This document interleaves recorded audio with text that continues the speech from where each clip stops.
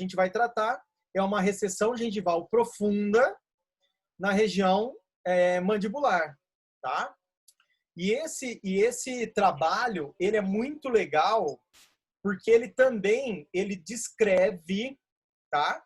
Vocês estão tendo interferência de barulho aqui comigo ou não?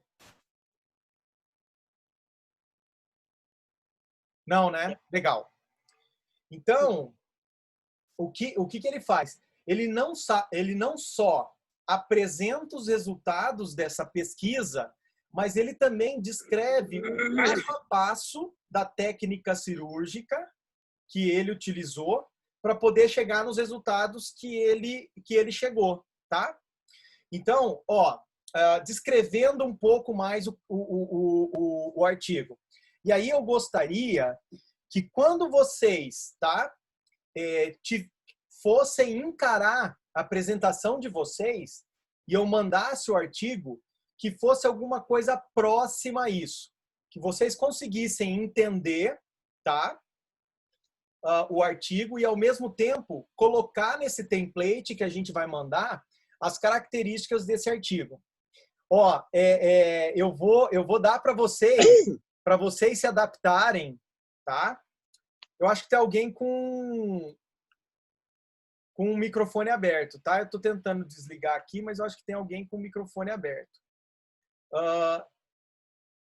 Eu vou dar para vocês um mês, 4 encontros para vocês se programarem. Isso é o que eu daria. Se alguém tiver pronto antes, a gente começa a atividade antes. Mas eu vou dar para vocês 4 encontros para vocês se programarem, porque eu vou querer uma pessoa para iniciar essa atividade com a gente daqui a um tempo, tá? Uma pessoa, e a gente vai indo. Uma pessoa, outra pessoa, para fazer essa atividade. Então, vamos compartilhar. O que ele, na introdução, fala, tá? Sobre defeitos profundos mandibulares. Primeiro, que a gente precisa entender. Normalmente, quando esses defeitos profundos estão localizados nos incisivos, a gente tem um efeito importante do freio labial inferior. Então, é muito importante a gente fazer o diagnóstico do freio labial inferior. Normalmente, quando esses defeitos profundos são localizados em caninos, em pré-molares, normalmente a gente tem um envolvimento de bridas. Fatalmente, a gente tem alguns limitantes para o recobrimento radicular na mandíbula. Vestíbulo raso. Normalmente, isso dá uma dificuldade muito grande na hora do deslocamento coronário, porque a gente não consegue mobilidade desse retalho para poder fazer o avanço coronário suficiente para que eu tenha estabilidade desse retalho, tá? Livre de tensão. Normalmente, tá? Existem alguns fatores anatômicos também na mandíbula, que são fatores importantes, que a gente precisa considerar. Um fator importante, presença do forame mentual.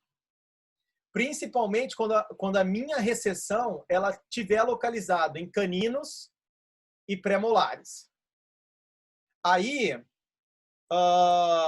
eu vou também, aí se o Márcio está aqui, ele consegue também me ajudar, mas o que é interessante que eu vou compartilhar com vocês, tá? Olha só.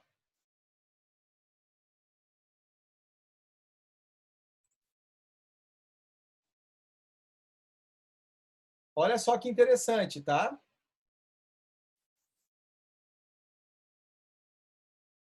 O mesmo caso que a gente está apresentando para vocês.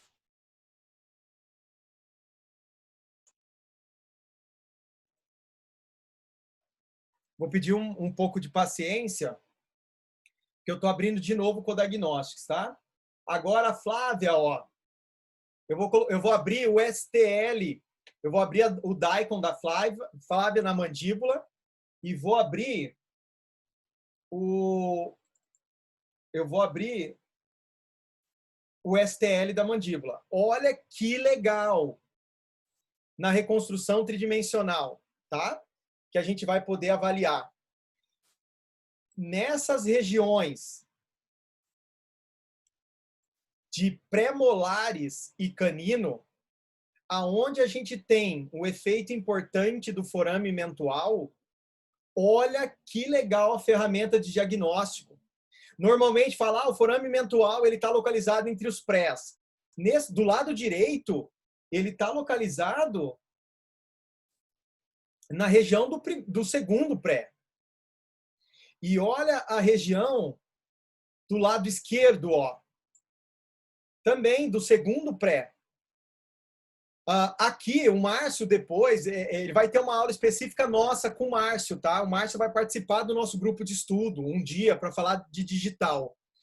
Mas o que é legal é que dá para fazer medidas. Mas dá para fazer medidas não só com campo aberto, mas dá para fazer medidas quando eu tenho a gengiva na posição, entendeu? O quanto que eu posso fazer de retalho dividido com menor risco de chegar no forame, tá? Então, essas ferramentas de diagnóstico, elas são importantes para isso, tá? Para a gente olhar o nosso caso clínico com outros olhos, tá? Então, voltando para cá, eu também tenho essa ferramenta de diagnóstico. Isso é muito importante a gente comentar, tá? E aí, voltando para o nosso caso clínico. Então, existe também a influência até na quantidade de tecido queratinizado que a gente vai encontrar nesses pacientes. Porque quanto mais profunda a minha recessão gengival, menor vai ser a quantidade de tecido queratinizado que eu vou ter apical a essa recessão gengival. E isso também vai influenciar na minha técnica cirúrgica. Porque, às vezes, eu vou optar. Eu tenho praticamente para a região inferior, a gente não vai conversar sobre todas essas técnicas. Mais para frente a gente vai falar sobre elas. Mas na região inferior, a gente tem praticamente, para recessões isoladas, hein? A gente tem praticamente 3 possibilidades. Possibilidade número 1, essa que eu vou mostrar para vocês, que é a técnica de túnel suturado lateralmente. Segunda opção, eu faço para profundas, hein? Não estou falando de recessões rasas. Eu faço um enxerto de gengival livre na região apical, espero 3 meses e faço um avanço coronário. A gente chama de técnicas em 2 etapas. Vai ser o tema da nossa próxima reunião. Ou eu posso fazer um enxerto gengival lateral, depois de 3 meses, avançar o meu retalho lateral. Então, essa quantidade de tecido queratinizado apical, ele é fundamental porque ela também vai orientar a minha técnica cirúrgica, tá? Então, basicamente... Oi, quem que quer perguntar? Renato. Oi, Renato, pode perguntar. Mesmo a gente fazendo o enxerto gengival livre, região apical, para fazer o reposicionamento coronário depois, mesmo assim não faltar tecido para a gente subir coronariamente, subir para coronal o retalho? Sim, e a gente vai falar sobre isso no próximo encontro, porque dependendo da profundidade da recessão, não está indicado você fazer um enxerto apical e depois deslocar coronário. É melhor você fazer um enxerto lateral e depois avançar a lateral, ou é melhor você trabalhar com essa técnica de túnel e suturar lateral. Tá? Então é importante esse aspecto fundamental que você falou. Tá? É importante a gente questionar isso. Tá? Então vamos lá. Essa já é a foto da nossa paciente. Então, nesse estudo, ele avaliou, tá, que o tratamento de recessões mandibulares não está somente relacionado ao recobrimento articular. o objetivo principal é estabilizar a progressão da recessão gengival. Por quê? Porque essas regiões você tem mais acúmulo de biofilme. Os incisivos inferiores, frequentemente, quando tem a finalização do tratamento ortodôntico, como alguém comentou, e existe essa progressão rápida da recessão gengival, está relacionada ao dente mais proeminente no arco. Por isso que é importante a gente mostrar para a paciente que não é a gente que está falando, que a possibilidade de recobrimento, a previsibilidade de recobrimento, ela é baixa. É a literatura que está mostrando também. E dentro da nossa expertise, a gente entende também que a nossa cobertura radicular ela não vai ser de 100%. Tá? Então, essas regiões elas são mais suscetíveis à recessão gengival. Então, olha a frase dele. Ele finaliza assim, ó, a indicação do tratamento de recessões gengivais localizadas, mandibulares, profundas, é aumentar a indicação primária. É aumentar a espessura do tecido queratinizado, determinar uma estabilidade de margem, controle de biofilme bacteriano, prevenir a inflamação periodontal, a progressão da doença e o início de uma cárie radicular. Esse é o objetivo primário. O objetivo secundário, recobrimento radicular. Tá? Então, qual é o objetivo do tratamento dessa técnica do túnel modificada, suturada lateralmente? Tá? O nosso objetivo é criar ao redor da recessão gengival um túnel. Fatalmente, a gente está trabalhando numa região inferior. Dá uma olhada lá.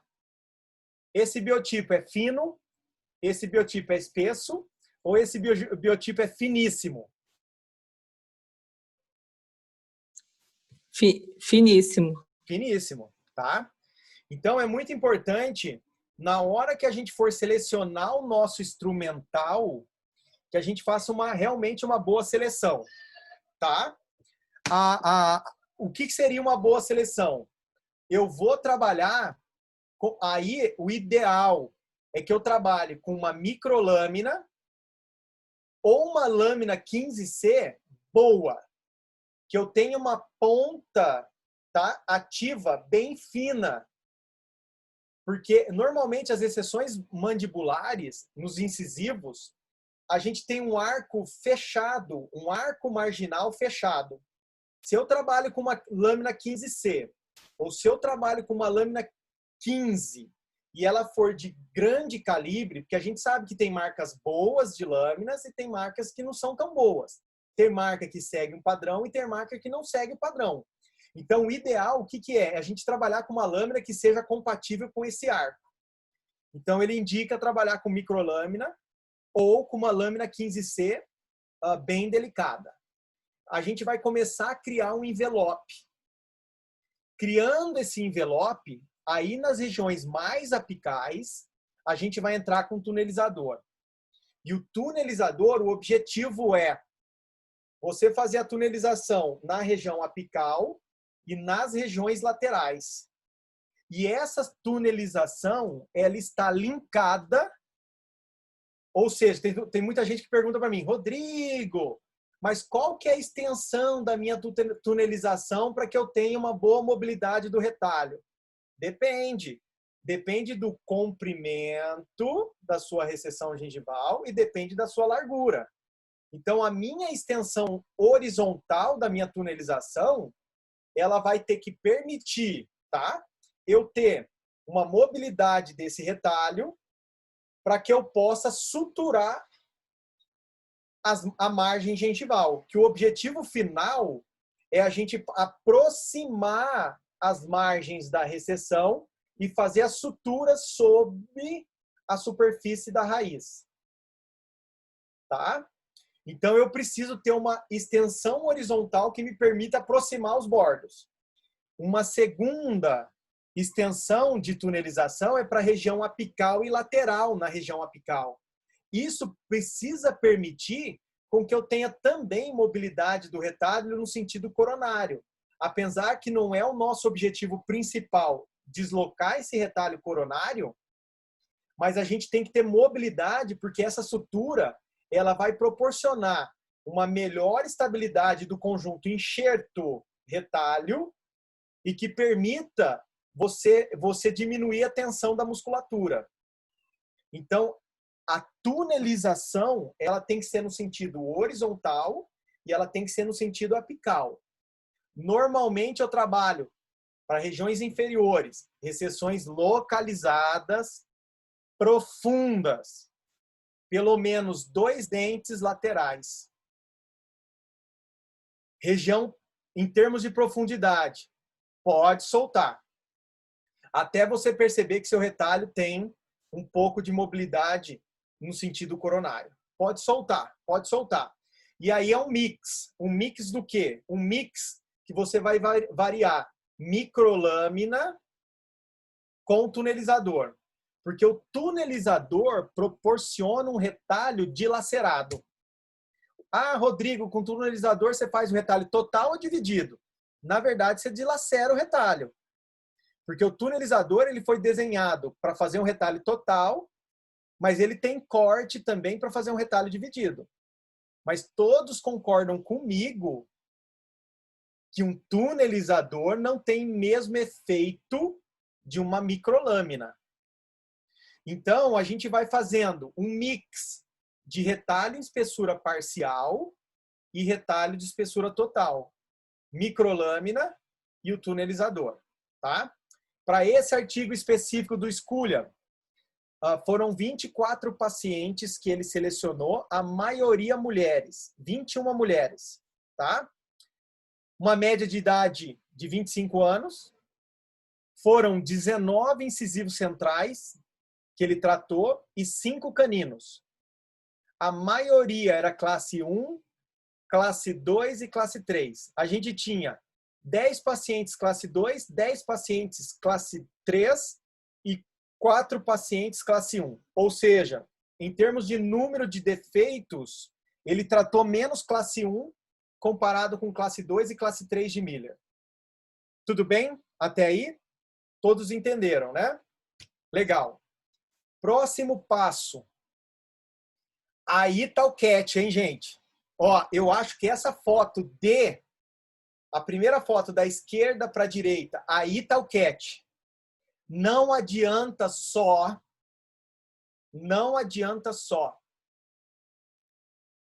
descolar, tunelizar no sentido horizontal e tunelizar no sentido apical. Você tem que descolar a papila da crista óssea. Para isso, ele utiliza um instrumental específico que ele chama de descolador de papila. Você pode utilizar um descolador de papila.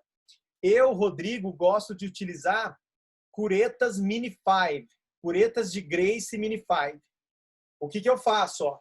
A papila está aqui. Então, eu coloco a minha cureta na base da papila e eu vou fazendo esse movimento aqui, ó.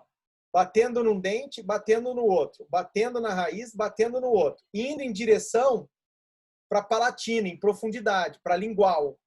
Aí, o que eu faço? Eu solto um pouco essa papila e a minha papila ela tem que se movimentar no sentido vertical. Mas ela não pode perder o pedículo lingual e nem o pedículo palatino. Ela tem que ficar solta no sentido vertical, mas só na porção vestibular e na porção da crista. Para isso, você pode... Pô, Oi. Desculpa, Rodrigo. Você não solta a base da papila Você não descola a base da papila, né? Da crista óssea. Descola. Solta a base da papila e você tem que soltar um pouquinho da papila na região lingual. Você não pode só romper o pedículo lingual. Você tem que soltar ela. A papila ela tem que fazer esse movimento aqui, ó. Entendi. Tá? Deixa eu fazer o seguinte, ó. A gente tem vários vídeos na internet, tá? Então esses vídeos todos estão na internet. Eu vou tentar mostrar para vocês um vídeo agora que mostra isso, tá? Vocês vão lá, clicam lá na internet, Rodrigo Narras. Então tem vários vídeos que aqui, ó.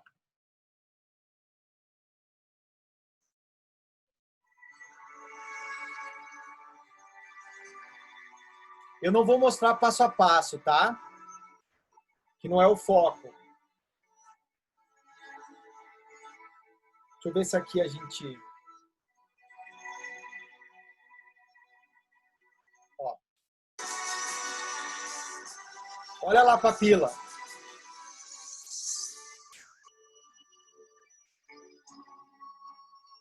Olha a extensão, ó, da tunelização. Aí a gente está trabalhando com recessões múltiplas, mas na recessão unitária é a mesma coisa. Tem que estender. Cuidado com a margem. Dá uma olhada na região de papila, ó. Ela tá solta, ó. Praticamente solta, ó. Aqui a gente está trabalhando com incisões acessórias que eu vou mostrar para vocês, tá? Que é mais uma modificação. Ó, mas dá uma olhada nas papilas, ó. Ó, olha a papila onde vem, ó. Olha a papila como tá solta. Tem que soltar a papila. Ela só fica presa na porção lingual ou palatina. É difícil? É difícil. Não é fácil, mas é possível. Rodrigo? Tá? Rodrigo? Rodrigo? Deixa eu só mostrar isso, ó. Olha o retalho como fica solto, ó. A região de papila, ela tem que se movimentar no sentido vertical, hein? Ó, olha lá, ó. Olha como o retalho tá solto, ó. Pronto. Quem queria perguntar, pode perguntar. Escolamento é tudo supra, né? Oi? Escolamento é tudo supraperiósteo. Tá descolando o periósteo. Entre periósteo e osso. Isso. Isso.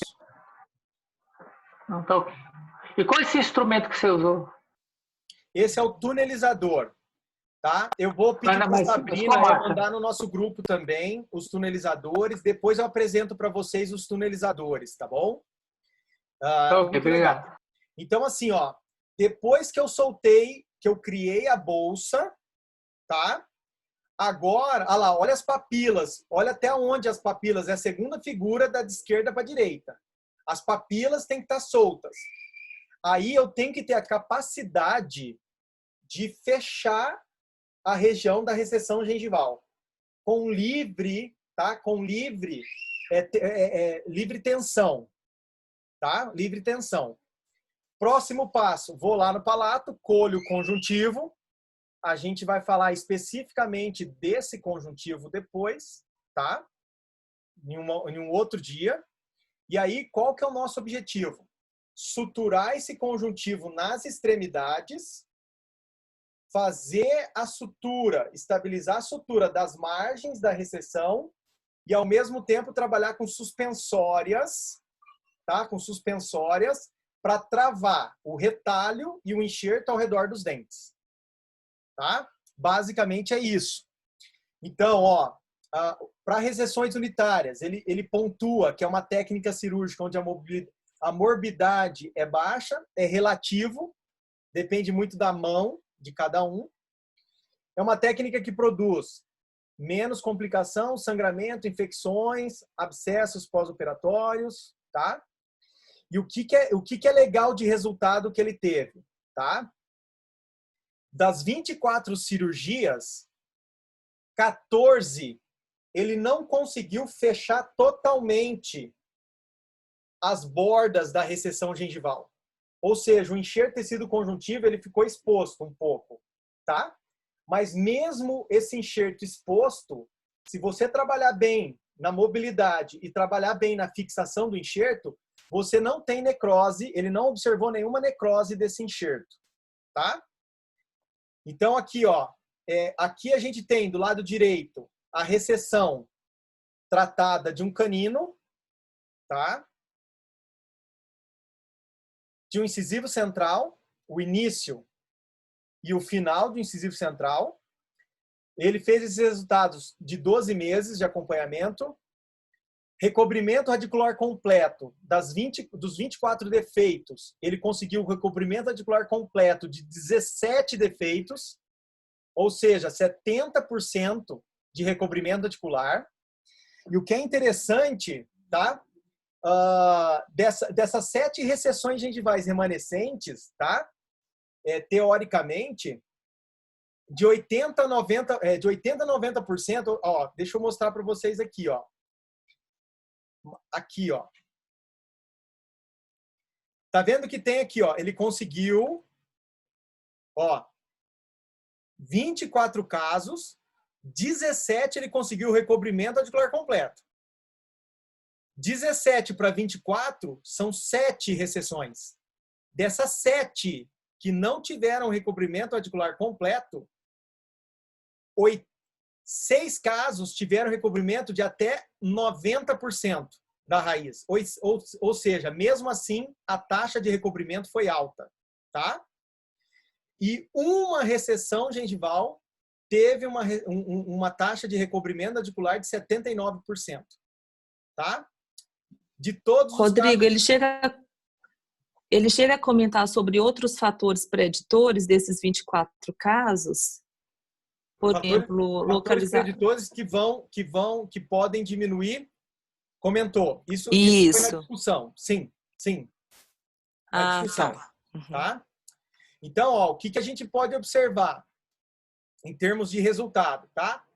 Das 17 recessões gengivais que tiveram recobrimento radicular completo, 12 eram incisivos, ou seja, lembra, ó, incisivo tem é mais estreita a recessão gengival do que no canino. Por isso que a taxa de sucesso, teoricamente é melhor em incisivos do que comparado em caninos, tá? E o que é interessante, esses foram os dados que ele teve. Eu vou diminuir aqui para eu poder enxergar também, tá? Ó, daquelas cirurgias aonde o enxerto de tecido conjuntivo ficou exposto, ou seja, das 14 cirurgias, dos 14 defeitos, aonde o enxerto ficou exposto, 11 ele conseguiu recobrimento radicular completo. O que quer dizer? Mesmo o enxerto ficando um pouco exposto, você também tem uma chance de recobrimento radicular completo, tá? Esse dado é importante, porque nem sempre, dependendo da amplitude da recessão gengival, nem sempre a gente consegue a coaptação dos bordos. Por isso que é importante avaliar a largura da recessão gengival, para que a gente consiga fazer a coaptação dos bordos. Vocês entenderam? Tá? Então, isso é importante. Esse fator também é importante. Ó. Das recessões classe 1 de Miller, eram 4. Ele conseguiu o recobrimento radicular completo em 3. Das classe 2, que eram 10 defeitos, ele conseguiu o recobrimento radicular de 8. Agora, o que foi mais interessante para a classe 3 de Miller, aonde eu já tenho perda interproximal de tecido, tanto duro quanto ósseo, ele conseguiu também recobrimento radicular completo, hein? Completo. Uma taxa menor, de 10 defeitos tratados, ele conseguiu uma taxa de recobrimento radicular completo de 6, mas ele conseguiu o recobrimento radicular completo. Tá? Então, isso é importante a gente pontuar. Tá? Ao mesmo tempo, ele teve diminuição da recessão gengival, numa média de altura de 5 milímetros, ele caiu para 0,2, ou seja, a recessão que era de 5, ela caiu para 0,2 na média, tá? E teve ganho de tecido queratinizado. Então, porque ele também associou ao conjuntivo, tá? Então, teoricamente, tá? Teoricamente, que é o que eu vou mostrar para vocês, essa técnica é o que a gente tem usado para recessões gengivais localizadas profundas na região inferior, tá? Da mandíbula. Porque esse trabalho do Scullion, ele veio mostrar uma prática que a gente já fazia, mas ele mostrou com resultados, tá? Com follow-up de 12 meses, de 1 ano. Tá? Follow-up de 1 ano, né? O acompanhamento de 1 ano. Então, isso é legal. Mostrando que essa técnica, se você indicar ela de uma maneira correta, você vai ter resultados satisfatórios. Tá? E aí, a conclusão do trabalho, qual foi? esse estudo indica que o túnel suturado lateralmente representa uma boa alternativa para tratamento de recessões gengivais localizadas profundas na mandíbula, classe 1, 2 e 3 de Miller. Tá?